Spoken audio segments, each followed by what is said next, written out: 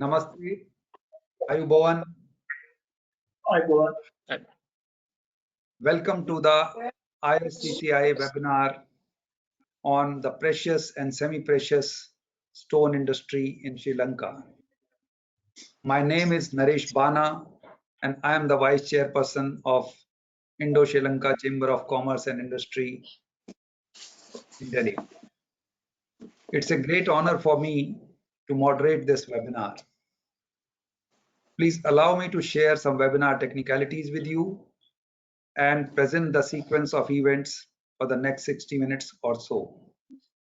The webinar is being recorded and we will make the recording available on the ISCCI YouTube channel subsequently.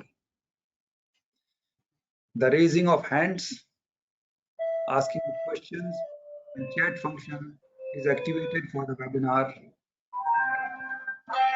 Please mute yourself, Dr. Sarath. We will try to respond during the webinar, the questions. If it not be possible, we'll come back later.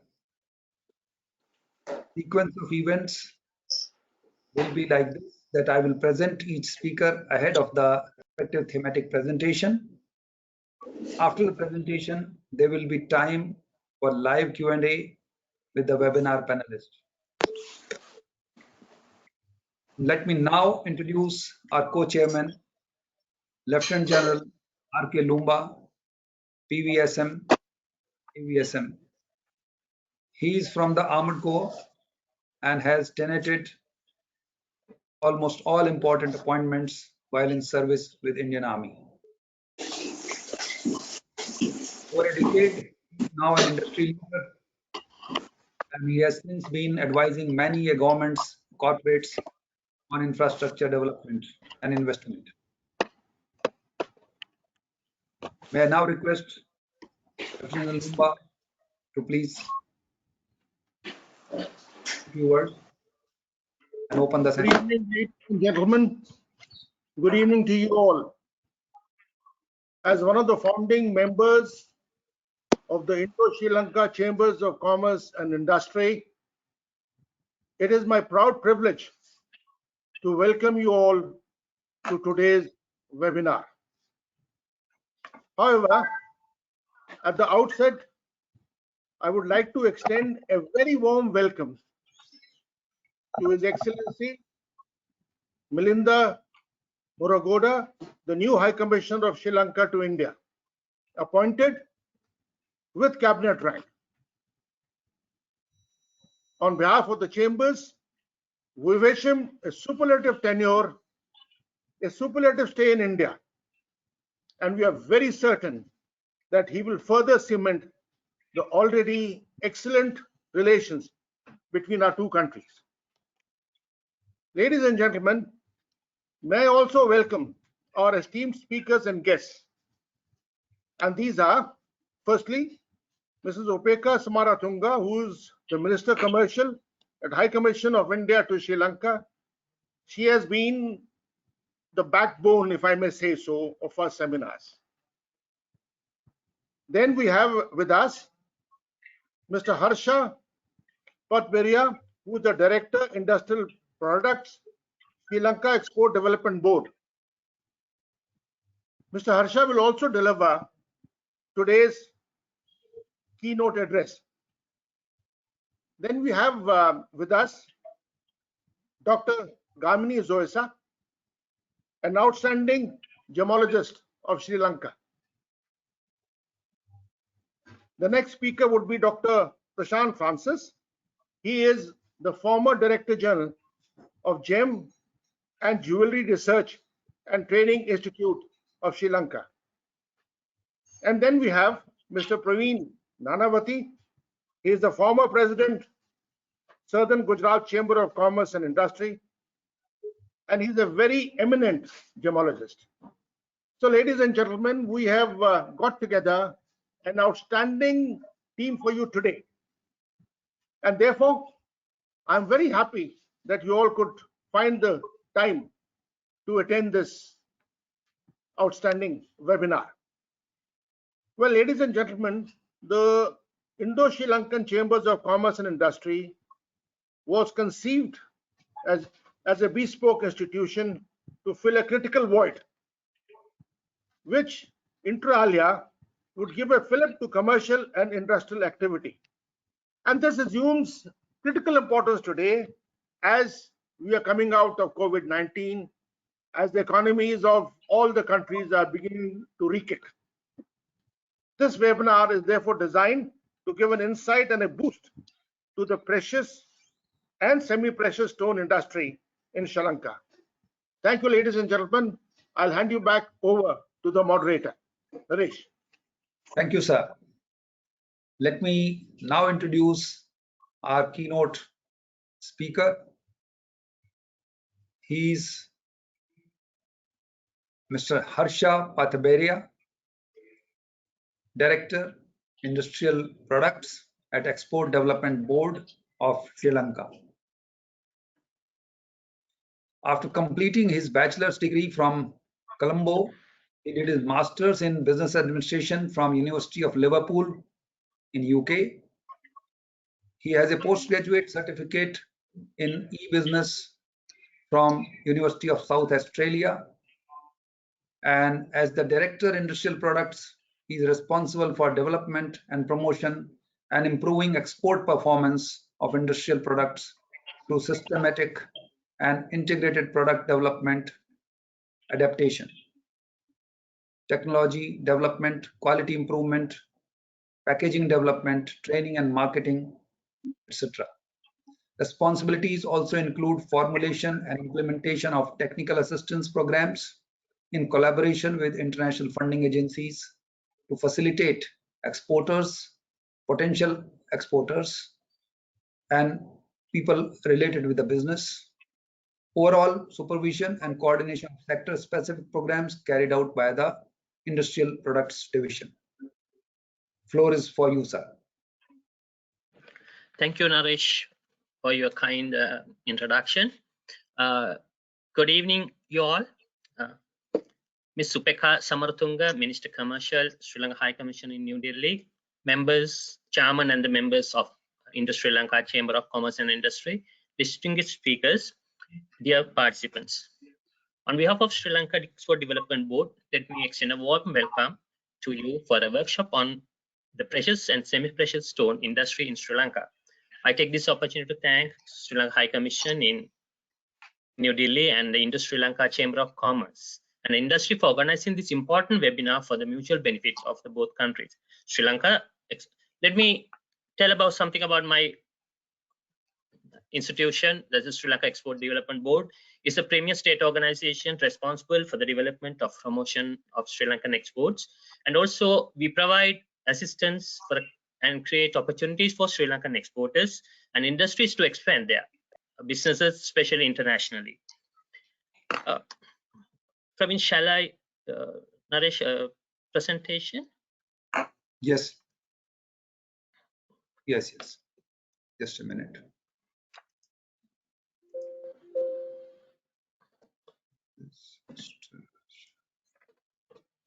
Yeah, you are there. Okay.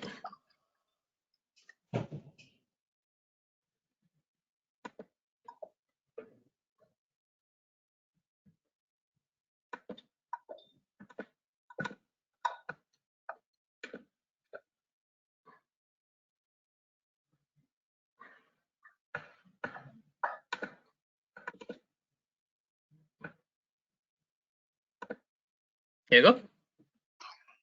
Can you see my presentation? Yeah. Right.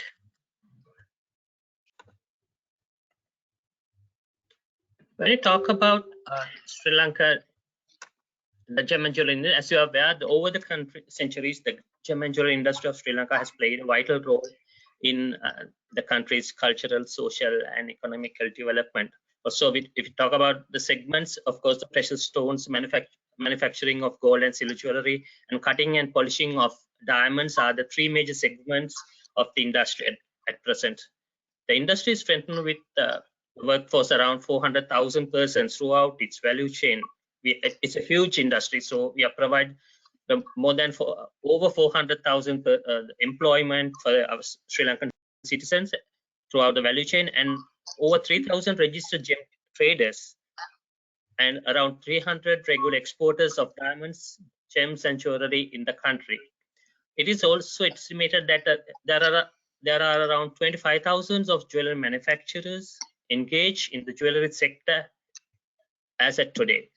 Gem and jewelry is the 8th largest export sector, and with the export value of 313 million in 2019, and this year up to August, total exports were amounted to US dollar 170 million, despite of the sharp decline of exports in 2020, mainly due to the COVID-19 pandemic. As you are aware, being a luxury item, this is the one of the sectors firstly affected sector during this kind of economic recession or the pandemics. When we talk about the key and government and private sector organization, National Gem and Jewellery Authority is the regulatory authority in Sri Lanka, and Export Development Board is another organization responsible for the development and the promotion of the industry, as well as when you talk about the private sector institutions, Sri Lanka Gems and Jewellery Association, Lanka Gem Dealers and Miners Association, the Gem and Jewellery Dealers Association of Gem and Jewellery Exchange, and Gemologist Association of Sri Lanka are some of the key institutions responsible for the promotion and development of the sector.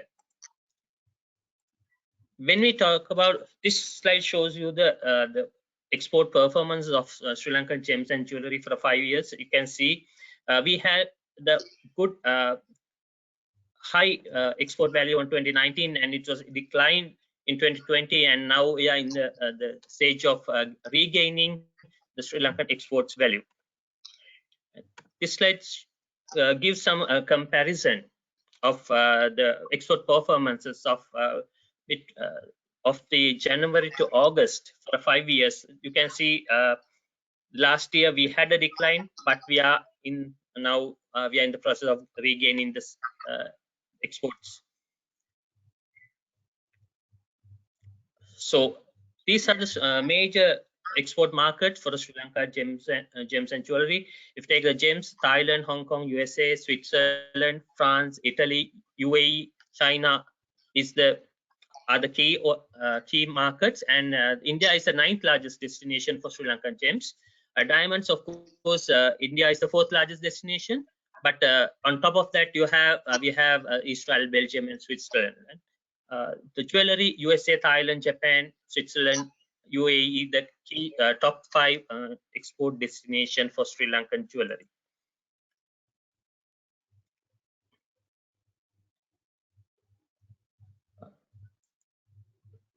When you talk about gem industry, as you're aware, Sri Lanka is one of the best sought after destinations for precious and semi-precious stones, and blue sapphire is considered as Sri Lanka's gem supreme and can be considered as the highest priced of all gems.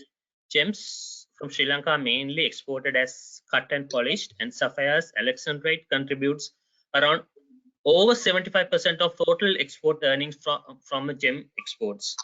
The sapphires and the alexandrites are the key the gemstones exporting from Sri Lanka. That means our nation also blessed with over 70 varieties of colored gemstone, and also we are among the 5 most important gem bearing nations.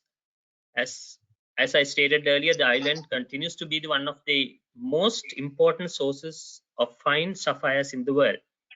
Blue, pink, yellow, violet, green, orange colored sapphires, rubies, padmarajas, star sapphires and rubies, alexandrites, cat's eyes, spinels, aquamarines are the major varieties found in Sri Lanka.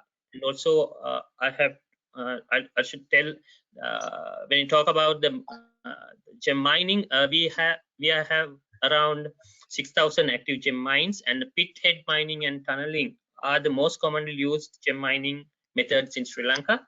In addition, we have surface placer mining as well as riverbed dredging. There are other methods we are use for found gems. However, micronous mining is very limited, as we are more concerned about the environment. In the last stage, you can see some of the very rare product, the gems, large size of gems found in Sri Lanka.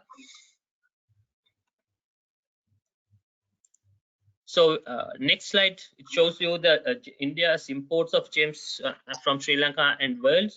So if you take this, slide shows you the comparison of precious and semi-precious stones category. Sri Lanka share in Indian market. You can see it's around 0.1% of total gems imports from to India. So we have a huge potential to to tie up with the Indian parties to export Sri Lankans mainly high gems like sapphires and other semi-precious stones to India. So being a neighboring country, being our big brother, so I hope we can have create new relationship with our counterparts in India.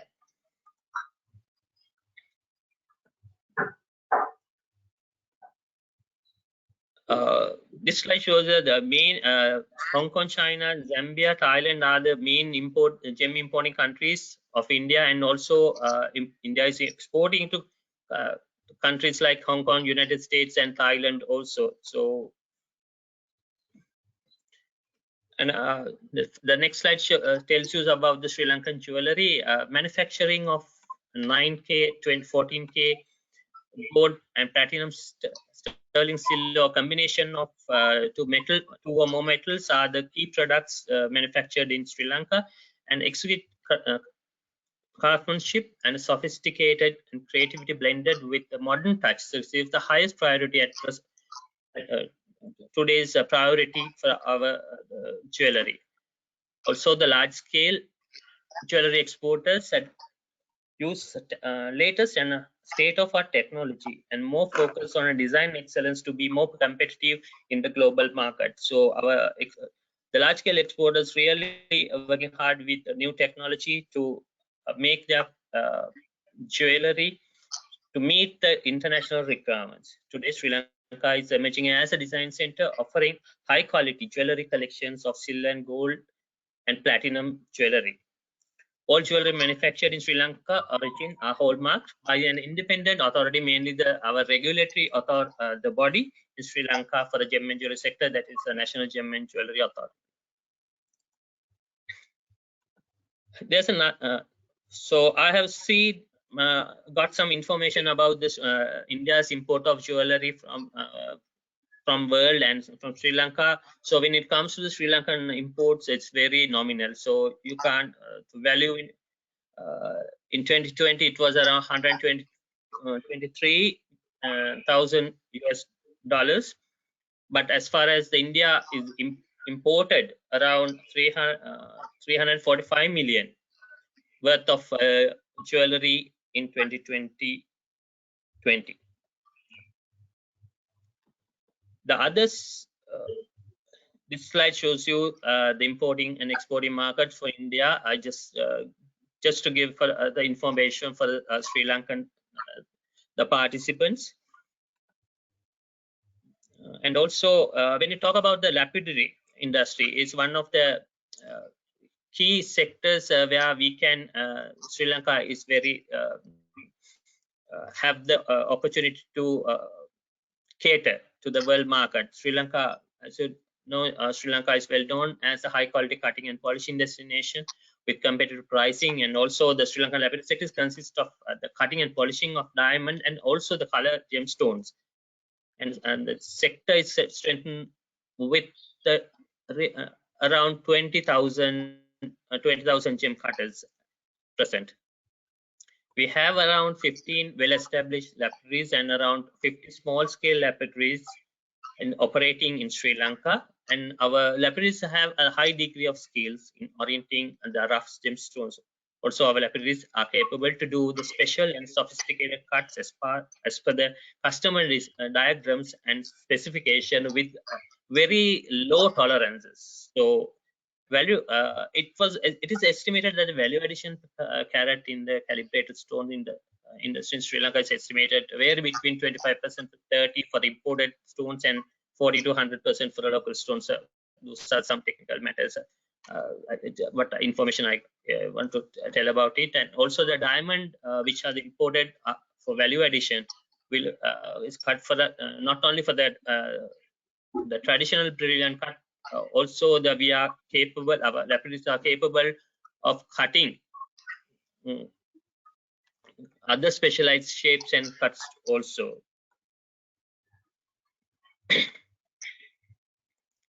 So the Facet Sri Lanka International Gem and Jewellery Show is one of the key event organized for to promote Sri Lankan gems and jewelry industry. This facet is organized by Sri Lanka Gems and Jewellery Association, the eminent private sector institution association in Sri Lanka of the industry, and in association with the National Gem and Jewellery Authority as well as the EDB. This is annual event with the objective of showcasing Sri Lankan gems and jewelry products and to position to Sri Lanka as a leading supplier of gems and jewelry to the international market. The show has now it's become one of the best international gem and jewelry exhibition in the world calendar, and also Facet Sri Lanka, we have a lot of buyers, the local and foreign exhibitors now earlier exhibited their products at the previous shows. The last year's show we couldn't organize because of the COVID-19 pandemic, but now this this exhibition is showcases Sri Lanka's unique gems and jewelry products to the world over. I think it's more than 20 years. We have continuously organized this show to promote our products, and also it built a strong local and international trade linkages every level of the industry, not on the top level buyers. Of course, this exhibition helped especially the SME sector to link up with the international buyers to export their products for the SME sector as well. We believe that if the COVID-19 situation getting better, we will be able to have the 30th edition of the show in 2022. And also, I take this opportunity to invite our counterparts in India to see the possibility of participating or visiting the exhibition next year if this COVID situation getting better, and we will be able to organize it.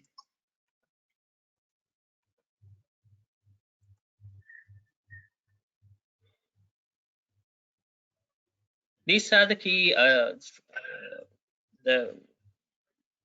strengths of the industry in Sri Lanka: availability of wide variety of precious and semi-precious gemstones, long history of gem cutting culture, educated and highly trainable workforce. Of course, our citizens are. We have a highly trainable workforce in Sri Lanka. Also, the business-friendly government with the minimum of formalities, and also duty-free imports of raw materials. If you are under a BOI investments, the companies can import the raw materials which is relevant to the industry for the exports duty-free. And also we are the active member of ICA and the ATA Carney system in operation in Sri Lanka. Those are the key the facts that really help industry to develop. The last slide of my presentation gives you an idea where the Sri Lankan companies, the manufacturers and the laboratories are looking for investments or the JVs for the expansion of their products. Jewelry manufacturing sector is one, and the laboratory sector are the key areas where you can our exporters are looking for the FDIs and also the joint venture partners. Having said that, I'm coming to my end of my presentation. I would take this opportunity to thank you for listening to my presentation, and thank you very much. Okay, thank you, Mr. Harsha, for such a elaborate insight into the entire sector and encouraging the investors from all over to come and invest into Sri Lankan gem and jewelry sector. Let me now introduce our next distinguished panelist, that is Shri Praveen Bhai Nanavati. Praveen Bhai Nanavati is former president of Southern Gujarat Chamber of Commerce and Industry, a leading industry figure. He owns many and remains on board of many gems, jewelry, and diamond industry companies in India. And most importantly, enjoys the audience with our great Prime Minister. So, without much ado, I would request Praveen Bhai to give out your speech. Over to you. Thank you.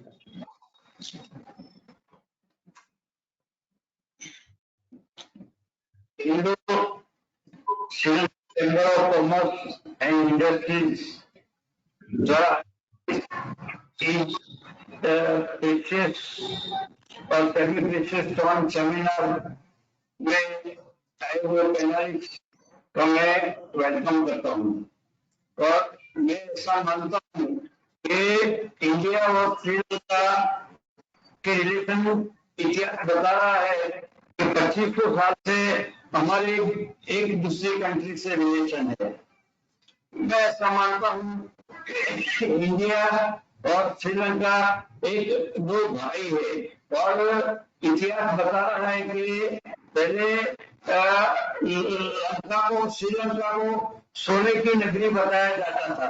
इसका मतलब ये है कि वहाँ जो business चल रहा था वो मेरे हिसाब से पूरे वर्ल्ड में बहुत अच्छे तरह से चल रहे होंगे और उस तरह से उसको सोने की नगरी श्रीलंका को सोने की नगरी बताई जाती थी।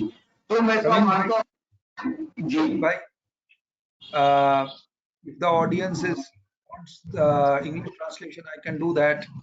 He will be more comfortable. What do you say, Mr. Harsha? You are able to understand, or you can send us brief. It's not clear, na? Okay. तो प्रवीण भाई आप बोलिए, एक सेंटेंस के बाद में थोड़ा सा गैप दीजिए, मैं उसको ट्रांसलेट कर दूंगा and we will go like that. Okay. Okay, sir. ठीक है. He has just now welcomed and talked about the history of relations between the two countries. Please. और मैं ऐसा मानता हूँ कि मिस्टर हर्षा जी ने जो डिटेल्स हमें बताई वो काफी इम्पोर्टेंट डिटेल्स उन्होंने ऑलरेडी बता चुके हैं। तो इस डिटेल्स से मैं समझ सकता हूँ कि आने वाले समय में जेम ज्वेलरी एक बहुत बड़ा सेक्टर होने जा रहा है। He says that most of the issues which you have covered, in addition to that, he would like to say that in future, gems and jewelry sector is going to grow in a big way as the economy of this part of the world grows speedily.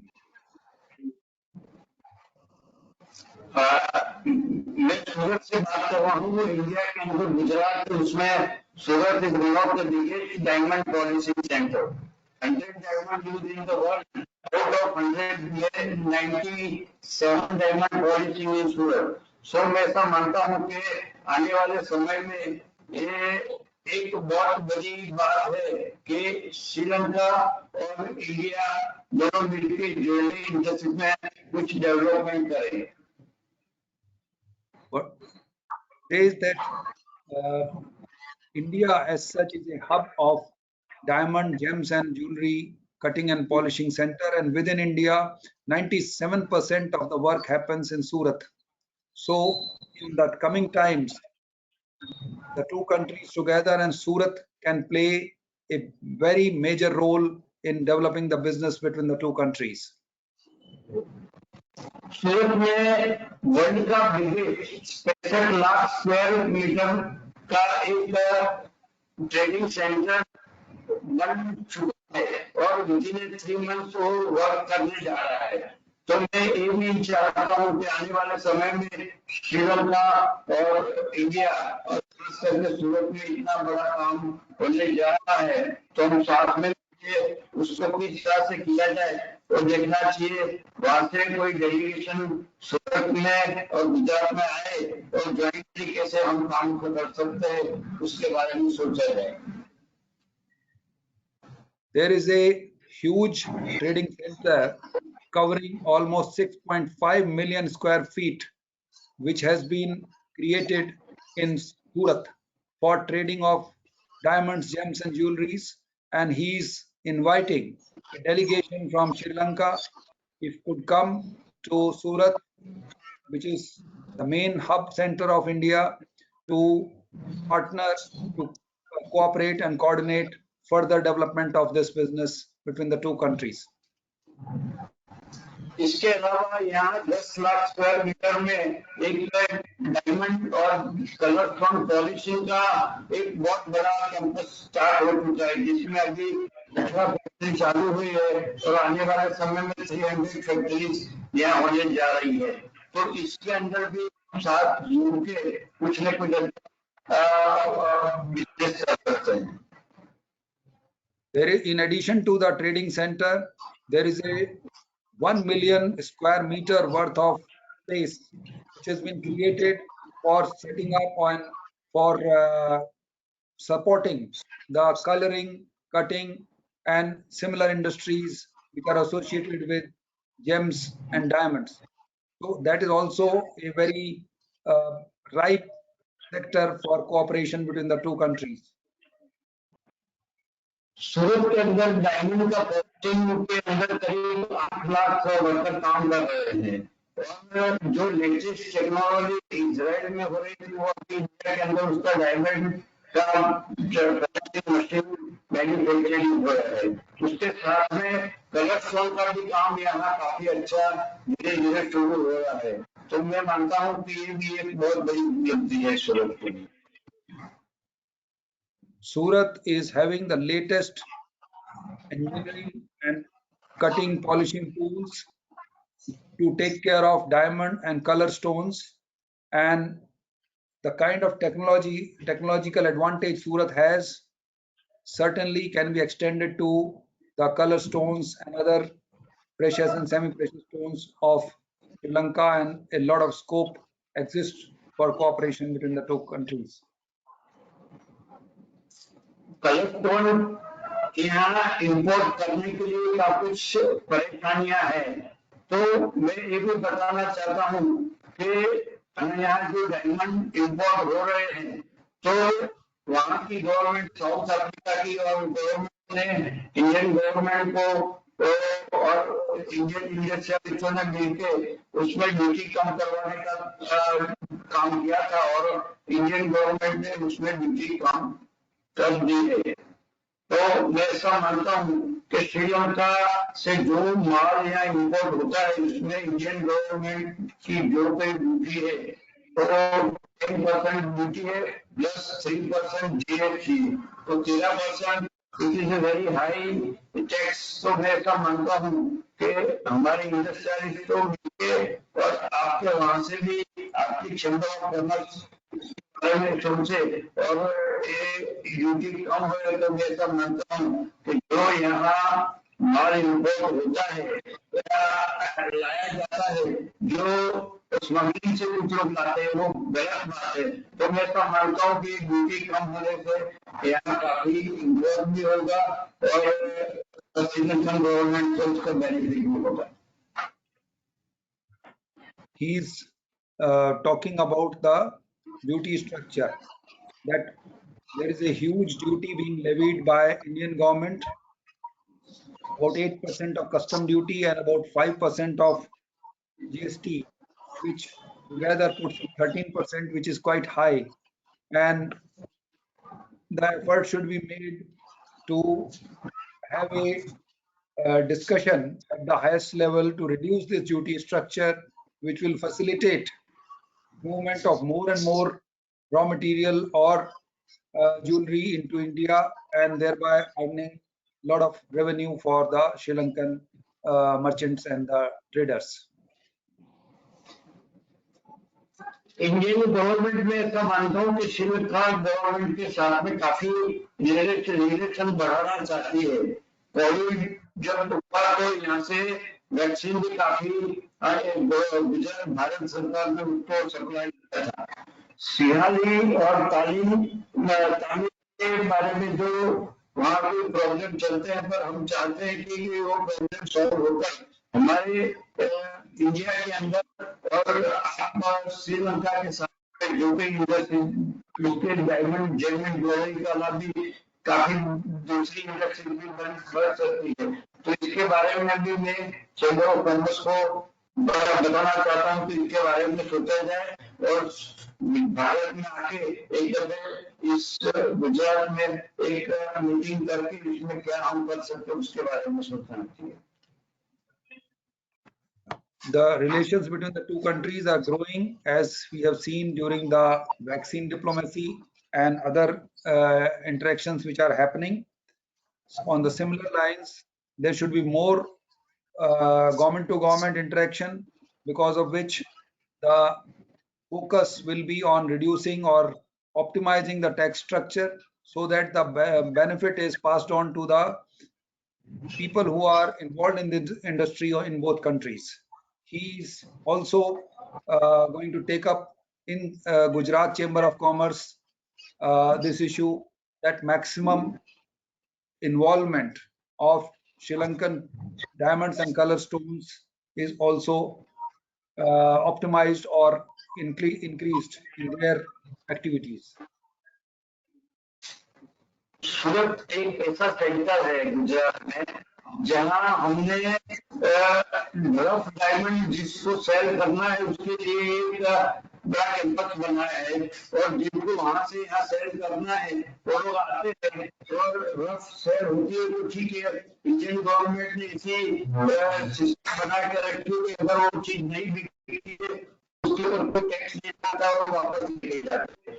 मेरी request ये है कि जो colour stone की industry Sri Lanka में है, अगर वो ये आके उनका जो भी कलर स्टोन यहाँ सेल करना चाहते हैं तो हमारे पास फैसिलिटीज है, तो वहां से इंडस्ट्रियलिस्ट का एक एप्लीकेशन या कोई आ जाए और हम उसको इस फैसिलिटीज का यूज करके यहाँ सेल होता है तो मैं ऐसा मानता हूँ कि यहाँ की इंडस्ट्रियलिस्ट को डायरेक्ट कलर स्टोन मिलेगा, तो उसकी वजह से ज्वेलरी इंडस्ट्री में भी काफी इम्प्रूवमेंट होगा। Surat has created, city Surat and the diamond trade, they have created a facility where diamonds from all over the world, especially from southern Africa and other places, can be kept and sold, can be kept safely as property of the owners and then sold at optimum price to the buyers who cannot travel to those countries. The same facility can be extended for the gems and diamonds or color stones of the Sri Lanka, that the entire stock which you wish to sell, and due to some reason buyers are not able to travel, then the stones travel here, they are in your custody, and then they can get optimum price through local auction or the international auctions. इसके अलावा मैं बताना चाहता हूँ कि पूरे India में Gujarat is very financial capacity वाले लोग इधर हैं, तो अगर क्षेत्र में और कोई इंडस्ट्री में भी कोई इन्वेस्टमेंट करना है तो जैसे यहाँ भी काफी ऐसे सेमिनार होते हैं और यहाँ की इंडस्ट्रियलिस्ट को तो बताया जाता है कि श्रीलंका में कितनी अपॉर्चुनिटीज है और आप इंडस्ट्री इधर आके करो, तो उस तरह से भी हो सकता है। दूसरे यहाँ कुछ ऐसे वर्कर्स जो पॉलिथिन का काम जानते हैं, तो लोग चाहते हैं कि वो अब्रॉड जाके काम करे, तो अगर श्रीलंका में भी इसी कोई अपॉर्चुनिटी है तो यही काम यहाँ से हो सकता है।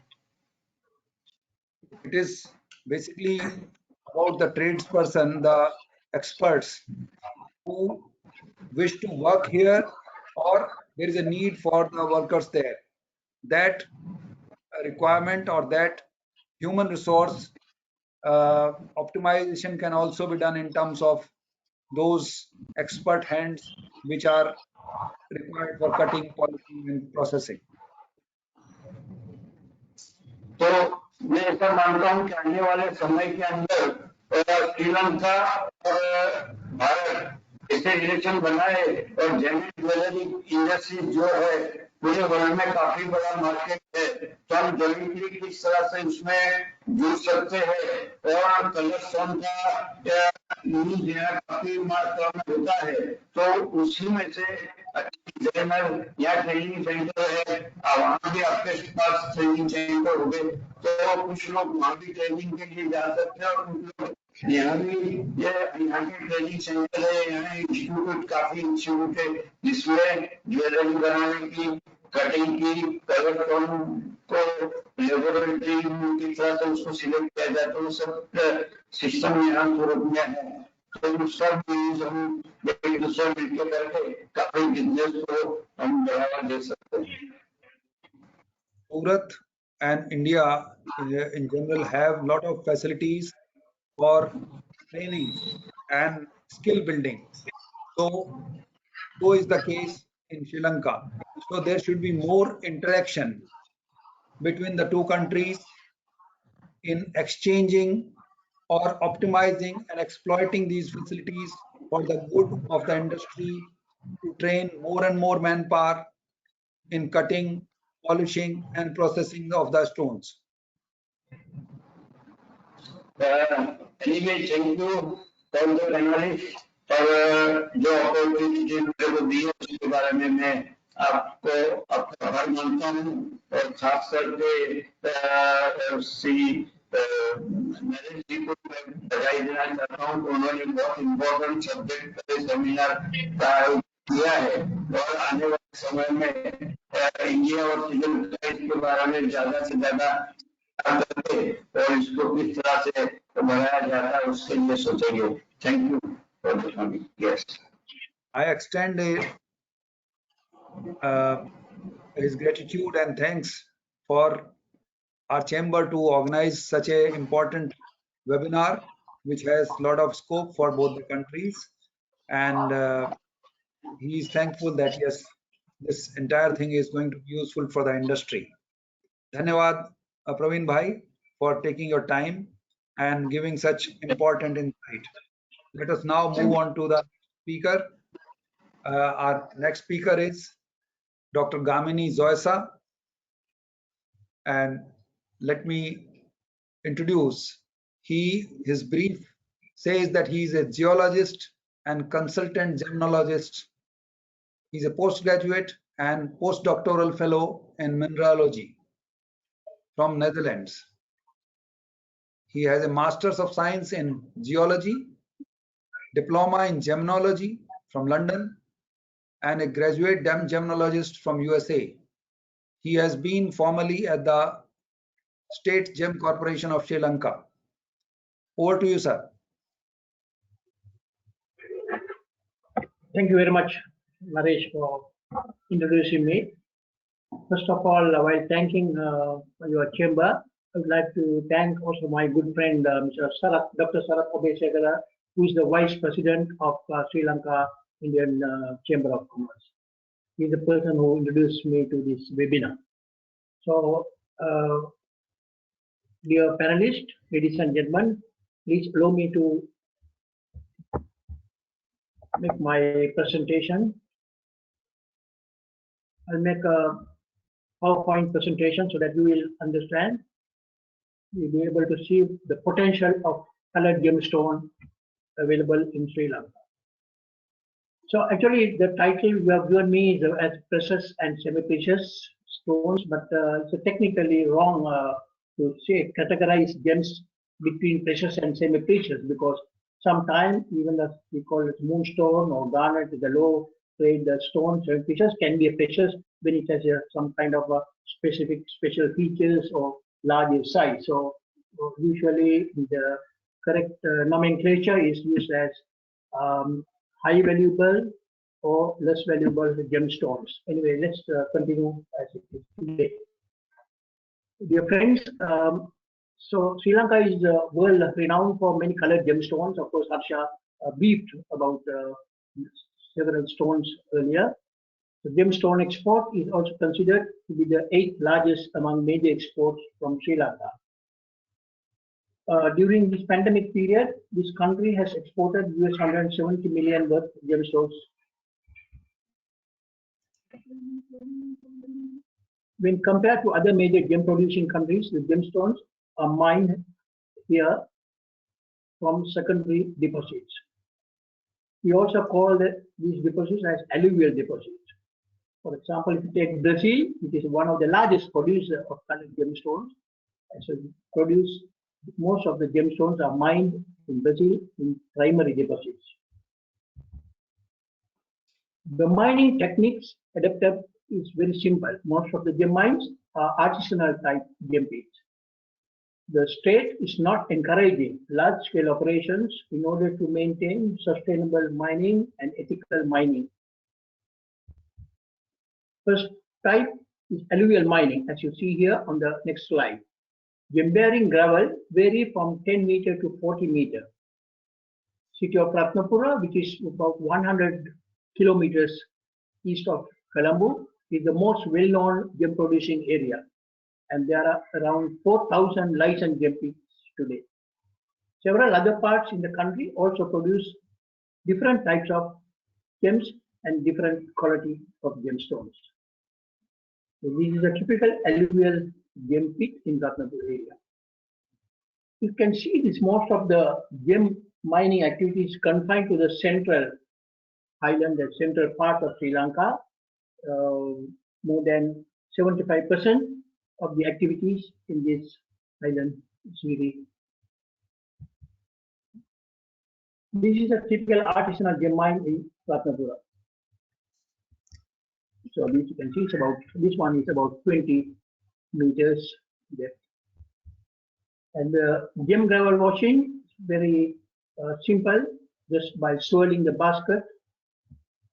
You place the gravel into the basket and swirl, and you collect the heavy sediments. Gems are collected at the bottom because they are heavier than the other minerals. Another method adapted for gem mining is the river gem mining, or by dredging a river. You can see these people standing in the river. They are using long mammoths and scooping the soil, removing the sands, and they collect the gem gravel in the bottom of the river. In the north central part, we have another gem mining area called Alahara. It is a totally different type of scenario here. You can see the ancient riverbed. It's about 10 meters. This area is very well known for producing larger size stones. Even the hilly country, the tea plantation, this mine is in a tea plantation in the central part, because when these people, workers, rather than working in their plantation, they always tend to do some illicit mining and collect some stones. So therefore, the plantation owners, they decide to do joint ventures or lease their lands for 1 year, 2 years, and let the miners to do the mining so that they can get rid of these illegal or illicit activities. So gemstones found in Sri Lanka may be classified into 2 types. The first type I would call it traditional commercial type gemstones. Then the second category is non-traditional, which are very commonly not used in jewelry. This chart, the first top 2 layers, so left lines show you the commercial types of gemstones. And the lower part is about 80 varieties which are rarely encountered, which are not used in jewelry, but they are very popular among collectors and the museum curators and so on. Commercial types are very interesting because you have this mainly sapphire, star ruby, star sapphire, padmarajas, types of garnets, moonstones, topaz, tourmaline, zircon, quartz, etc. Let me take one traditional. I will not concentrate on this one for you because it's a bit of real stuff. Sri Lanka is a country of sapphires, and even our national gemstone is blue sapphire. Again, blue sapphire, you can divide into several categories. People call it vivid blue, deep blue like this one, they call it royal blue. Then we have the next level called cornflower blue. Like that. So these are very beautiful royal blue color sapphires. And Prince Charles and Diana's wedding ring was also set with the Sri Lankan blue sapphire. Sometimes the gemstones you find in the gravel as a water-worn pebble or as a crystal. So this is the original situation, original form of the gemstone. So these are crystals. So these are sapphire crystals found in some parts. Sometimes you don't get like in crystal forms, you get a bit of water-worn without any edges, like pebbles. So this is a very beautiful sapphire matching pairs. Always the matching pairs have a great demand because if a person, jeweler, want to make a pair of earrings, they need to match a pair. It's very challenging to find two pieces of equal quality, color, saturation, and also sizes. So there can be the very price which can be much more than the single stone, single color. And this ruby at the bottom. So this stone, I'm just going to share with you. This is maybe you have recently read in the literature somewhere, and the Facebook, etc. They discovered this is we used to call it a cluster. Actually, it's a sort of an aggregate which weighs 510 kilograms. This also found very, not far from Ratnapura. It's about 32 kilometers east of Ratnapura. This gemstone. Unfortunately, this is not a fascinating quality material. This one definitely should go into the museum, and I understand this gemstone is being prepared to go to Switzerland for certification or authenticity report. Then this one, the blue star sapphire, the same sapphire with a star showing star. This is from the place called Alara, which I showed you in my picture earlier, the mining area. It's a very well-known place for blue star sapphires. You can see how nice, and on the right-hand stone, this is the big one is about 362 carats. The stone still belongs to government of Sri Lanka. This next one is star ruby, the same. The ruby, red color, finished as a star. We call it asterism. There's a 6 nice ways. We call it the star ruby. The Padmaraja is considered to be a unique variety of sapphire mined in Sri Lanka. In England, Princess Eugene of British royal family used a Padmaraja for her engagement ring a few years ago. Then also Dutch Queen Beatrix's daughter also made a similar ring. So thereafter, Padmaraja became very popular. Of course, it's a Sanskrit word. Most of your Indian friends should understand the word. Raja is king and Padma is a lotus. So it's a mixture of these yellow orange with pink stone. Yellow sapphire is a very well known and popular stone in India. It's used by lots of Indian jewelers because it's recommended by your astrologers for healing purposes. I would say most of the yellow sapphires, we call it Sanskrit and similar Pushparaga, are being exported to India.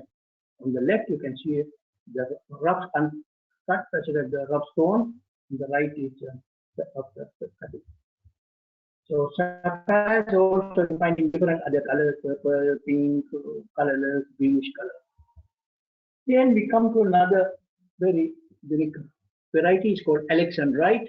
The stone has a very special feature because the stone is a green color during the sunlight or daylight.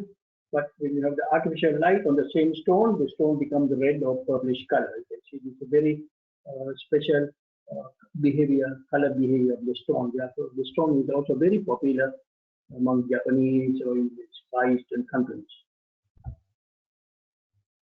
The same alexandrite, of course, in rock crystal form, the same stone and with the light. And so then we have this cat's eye. It's another variety, chrysoberic cat's eye. It has a ray, which you can see. This stone also belongs to the Sri Lankan government. It's 101 carat. They call it a ray of treasure. This one is perfect ray. That's a silver ray, and it's 101 carat. And it's a honey brown body. This is the top of the range stone. And this sometimes the alexandrite and cat's eye combination, you also get alexandrite cat's eye. Then we come to we call so-called semi-precious stone or less valuable stones. We have garnet, spinel, moonstone, topaz, aquamarine, zircon, quartz, amethyst, tourmaline. All these stones mostly used in silver jewelry and other costume jewelries. I'm sure that India has lots of all these type of gem varieties. Aquamarine is one of the sea green color stone. And this chrysoberyl has a wide range of colors, shades of green and yellow. And moonstone, it's a white color stone. It has a blue sheen on the surface. Orissa state producing beautiful moonstones in India. And this garnet is very, very common. I would say most common gemstone. And then we have mandarin garnet, which is the orangish color one. Then we have another pyrox garnet, which is a reddish color. And rhodolite, which is purplish color. And on the right hand stone, we call it hessonite garnet or gomeda.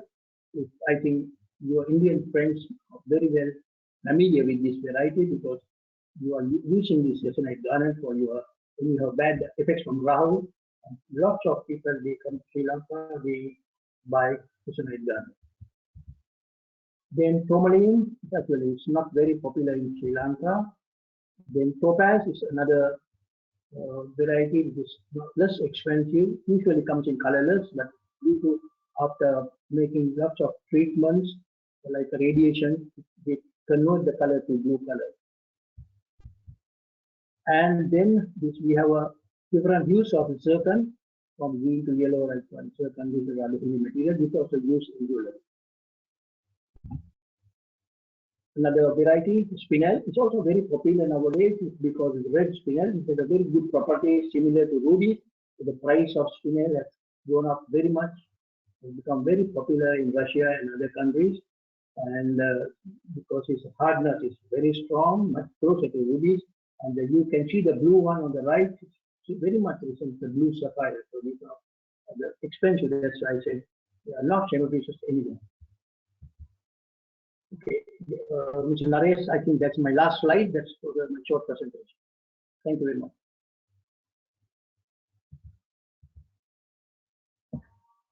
Thank you, Dr. Gamini, for an elaborate exercise into each type of gemstone. It was really very insightful. And let me now move to the next distinguished panelist, that is Dr. Prashant Francis. And Dr. Prashant Francis is a professional in gem jewelry field, having more than 20 years experience in all sectors. He specializes in gemology, gem mining, heat treatment of gemstones, jewelry manufacturing, gemstone faceting, marketing and teaching. At present, he is a consultant attached to National Gems and Jewellery Authority of Sri Lanka. He is the former Director General of Gem and Jewellery Research and Training Institute, Sri Lanka, and instrumental in introducing innovative research in gem and jewellery to the country. He holds BSc, special degree in geology, and MSc in gemnology from University of Peradeniya. In addition, he holds MSc in petroleum geology from the University of Alberta, Canada. He is also a graduate gemnologist attached to Gemological Institute of America and a life member of the Gemologist Association of Sri Lanka. He has published a number of research papers relating to Sri Lankan gem minerals and had participated in both local and foreign conferences associated with gem and minerals. Over to you, Dr. Prashant. Floor is yours, sir.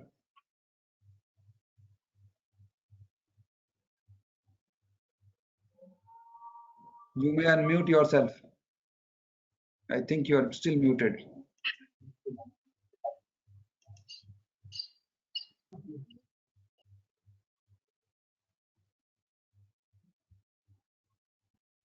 Dr. Prashant, please unmute yourself. He's unmuted. No. Muted. Yes, we can hear you now. Now you are unmuted. Please. Okay.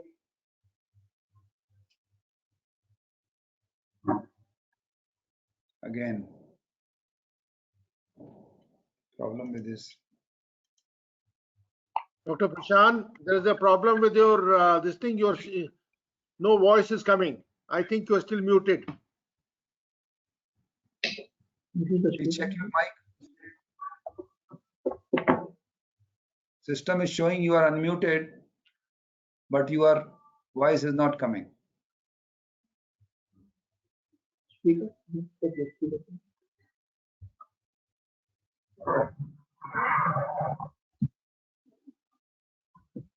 Try.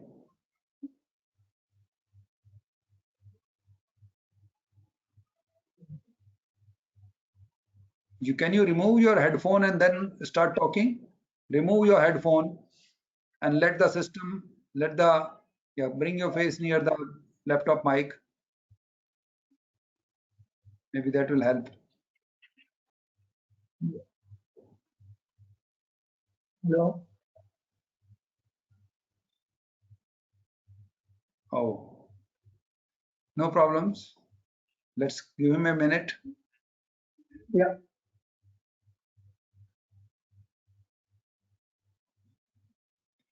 The system is showing him as unmuted. Please take the volume. Please take the volume.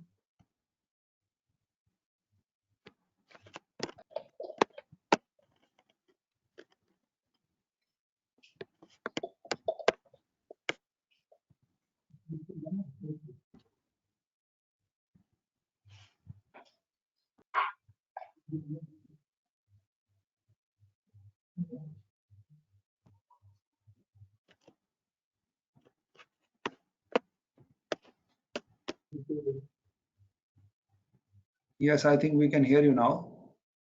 Yeah.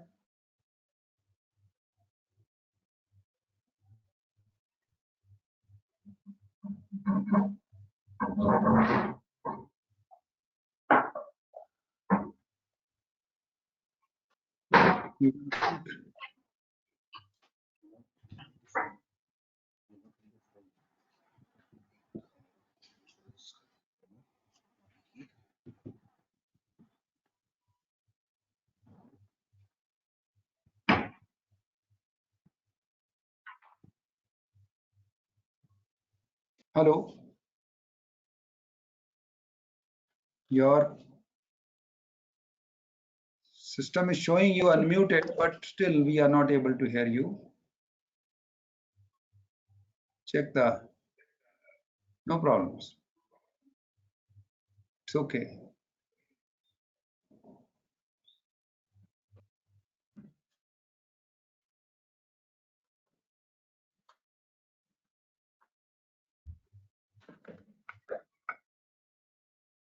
No.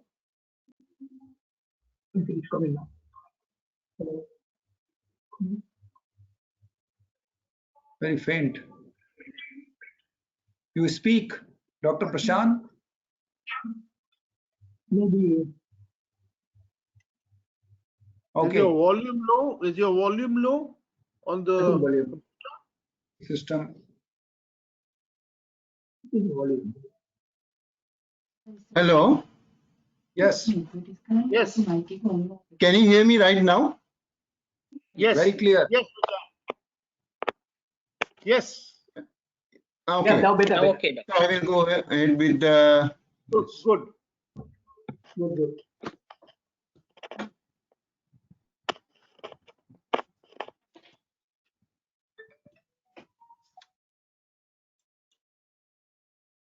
Please start. So it's I will go very fast because I so precious gemstones means high value stones. So Sri Lanka we are getting sapphires, rubies, star sapphires. So 70 varieties of stones found in Sri Lanka. So you can see right now the localities.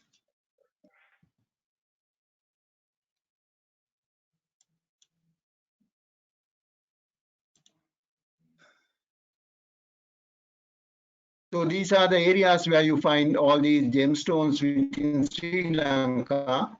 So we have three kinds of alluvial gems, residual, alluvial. So mainly what we get is alluvial gems. So mining also, we have river dredging, pit mining. So this is also washing of gem gravel.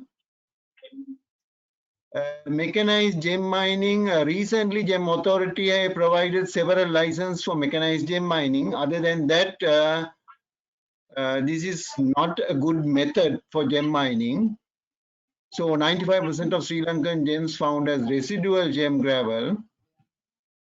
So sometimes we find in situ gems, so within the source rock. So these are some of the specimens.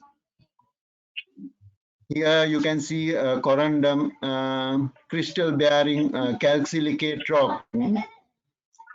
And sometimes even low value stones as semi-precious stones found within the rock. Here hessonite garnet found within the source rock. So these are some of the valuable or precious stones, what we call chrysoberyl catsi, Sri Lankan Padmaraja. So this is one of the stones mostly kings and queens sought after, nice Sri Lankan blue sapphires. Here you can see Prince Charles and Diana. So they have some engagement ring started with blue sapphire. Now this is passed to their second generation. So most of the rough stones, they are sold in roadside market. So this is a common scenario early in the morning in Ratnapura, Alahara, all these areas. Still, for phenomenal gems, still we use mostly the Hanaporua, ancient method. So this is very popular method to make star stones and all these phenomenal stones. Nowadays, we are using image type machines. So these are some of the automatic, semi-automatic machines. So these are mainly used for low value stones or semi-precious stones. So there are commercial faceting as well as precision faceting. So right now, concave faceting is very popular in Sri Lanka for a dark stones like here. Pyropalmandine garnet. So actually, you can make nice stones out of these. And this is concave faceting machines. Now they are very popular in our lapidaries. So these are actually value addition, gem-studded jewelry. These are actually heat treatment for Geuda type stones, actually inferior quality sapphires. So there are a number of categories: thick Geuda, Ottu, Dun. All these stones can be converted to nice blue color stones by heat treating. And on the other hand, we can make light yellow sapphires into darker stones, and we can also remove the blue tinge in some of the rubies and make it nicer. So this is we call it sometimes kirikottara or sudukottara. So this again can be heat treated to make blue color, but they are not transparent. So this is actually heating followed by rapid cooling. So we are nowadays we are using nano titanium dioxide and nano iron to make sapphires, gewdas into sapphires. So this method can be practiced to any type of gewda stones, even young gewdas. So earlier, Sri Lanka, we use a blow type method. This is still practiced to remove the blue tinge in rubies. So nowadays, the gas furnaces and electric furnaces are very popular in Sri Lanka.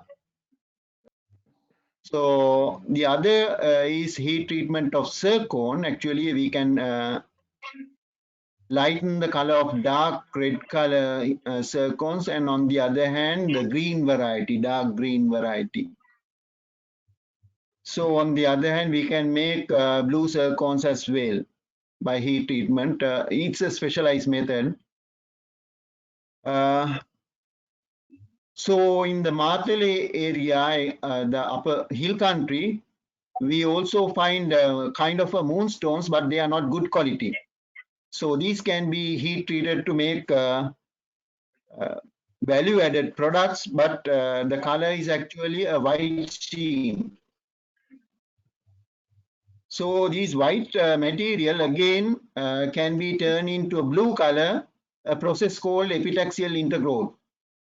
So on the other hand, this color is actually, we have tested with sand blasters and using magnetic tumblers. So this can withstand quite efficiently. So we are giving a 10-year warranty for these blue sheen moonstones made in our laboratories. So the gem carving is again a value-added product. So this is again apatite, Ipavel apatite. We are again using for gem carving. So these are some of the nice gem carving. And semi-precious or low-value stones, we are mainly used for silver jewelry. So it's in our Galle or southern area, it's very popular for this semi-precious stone-studded silver jewelry. So these are some of the semi-precious stone jewelry. So this is again we call fashion jewelry. Again, semi-precious stones are used mainly. So these are some of the stone art. So mainly we use colored stone material. So this is again very popular kind of trade in nowadays. So on the other hand, inferior quality gem material can be used for many other applications. So we have made water filters out of the, some of these material, inferior quality gem material. So the this product is patented, and now the patent belongs to Japanese, and they have giving us the royalty. So it's 15 million Sri Lankan rupees annually added to our consolidated fund. So they have agreed to pay 14 years for this royalty. So some of the other product is we have using this material, inferior quality gem material for sweating belts, shoe inner soles, rapid healing wound plasters, nabe type pots mainly used in Japan, and some odorless intimate garments, and orthopedic mattresses having some therapeutic properties. So these are some of the products we intend to prepare using nano gemstone embedded polymer. Actually, these are polystyrene material embedded with nano inferior quality gem material. So this is again a nano gem material embedded face mask So this is very, now it's producing. So the University of Peradeniya producing these face masks. So this is again a nano gem material impregnated wound bandages. So these are quite effective because some of the gem material have a very good antibacterial properties. So this is tested some of the very famous Japanese laboratories, and they have certified these application. And this is again odorless intimate garments made of nano gem material. So gem laboratories now, Sri Lanka have a number of gem laboratories having state-of-the-art instruments,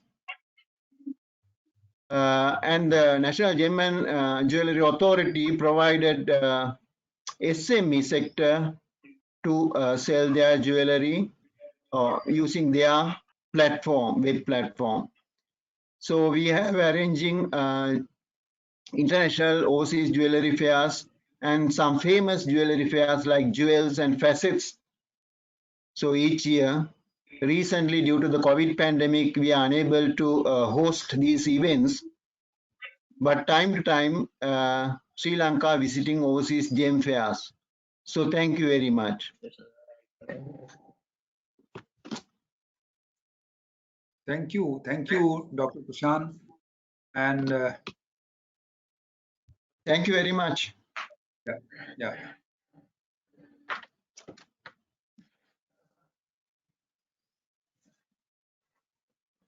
So the time for question and answers. I have one question, which is speaking that what are the expectations from Indian decision makers, which the Sri Lankan exporters have? The question is coming from Nitin Deshmukh from Maharashtra. Mr. Harsha, can you take that on? Mean the expectation from the Indian Indian point of view, yeah? Yeah. What do you expect from Indian side to facilitate your trade grows with India? So basically, as in the Sri Lankan point of view, most of the Sri Lankan gem exporters is of the view that they are of the view that there is a high interstate taxes and internal tax tariffs in India. That is one of the major barriers to promote the Sri Lankan gem export to India. That is one thing. Another one, what we are expecting, if any, the large scale jewelry manufacturer or the lapid race who is willing to invest in manufacturing plants or maybe for a joint venture or the invest, we are most welcome to have them to expand our industry. And also we are looking for a there's another requirement to to organize a capacity building of our craftsmen as well as the designers. So we really need to increase the skills and knowledge of our designers and craftsmen as well. So in those areas, of course, Indian counterparts maybe can have negotiate with us, have the tie up with the Sri Lankan counterparts in this areas. Thank you, Mr. Harsha, very much. I don't know whether Dr. Prashant or Dr. Soisa can comment on any assistance or the technical assistance you want for to improve the R&D functions, or maybe because India, of course, they are very ahead with IT related services as well.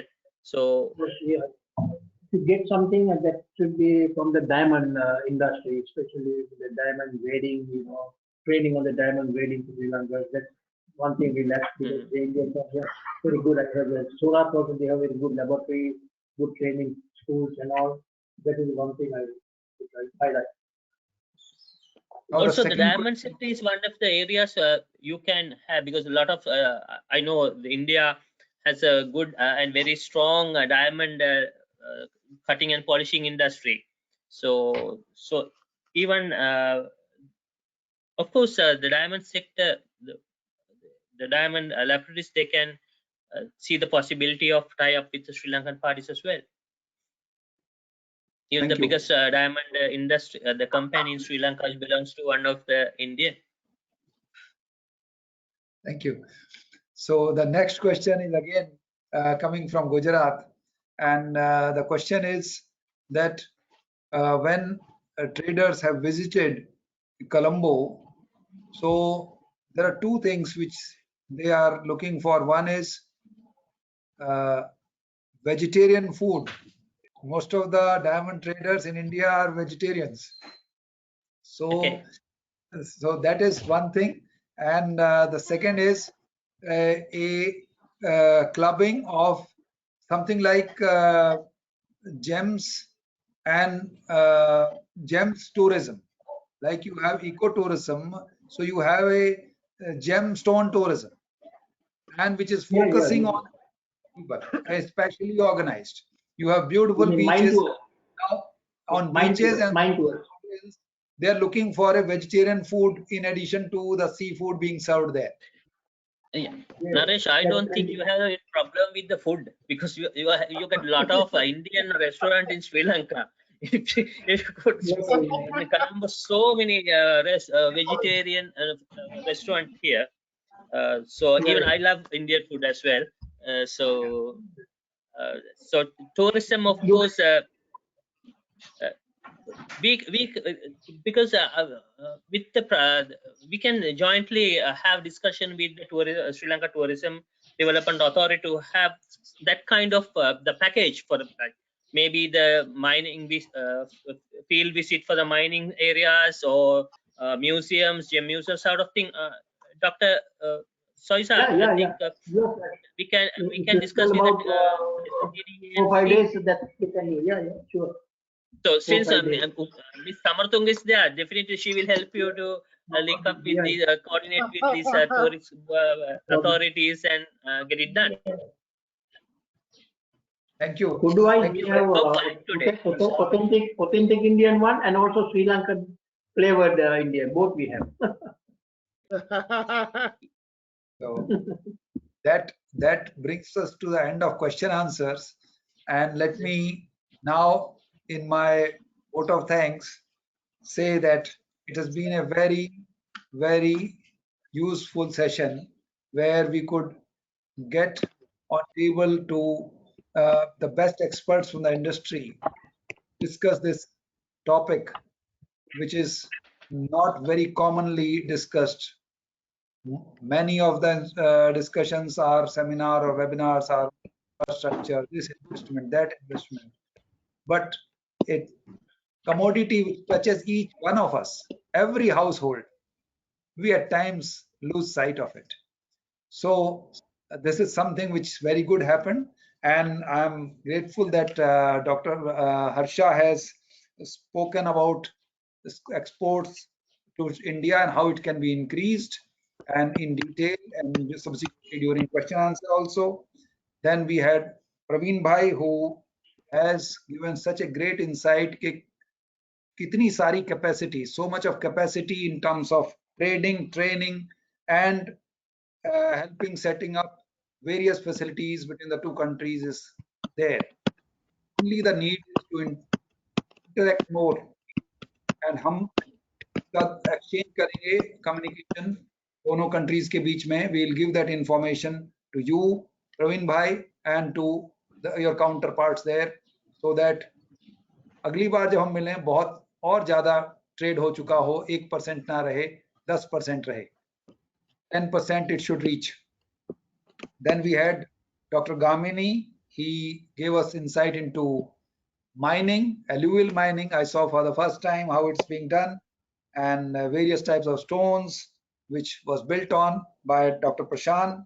And Dr. Prashant told us how royal families are patronizing the blue sapphire, and how the heat treatment can make the gems differently.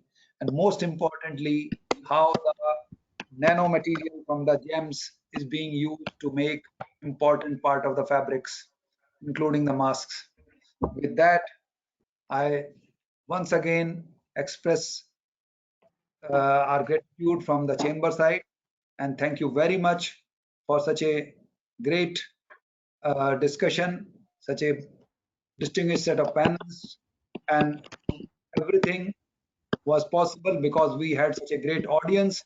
Thank you very much, delegates. Without you, it was not possible to host such a elaborate and great webinar. Thank you very much, and we adjourn till next time. Ayu Bhavan, namaste. Shukriya. Thank you. Thank you very much. Thank you. Okay. Thank you. Thank you.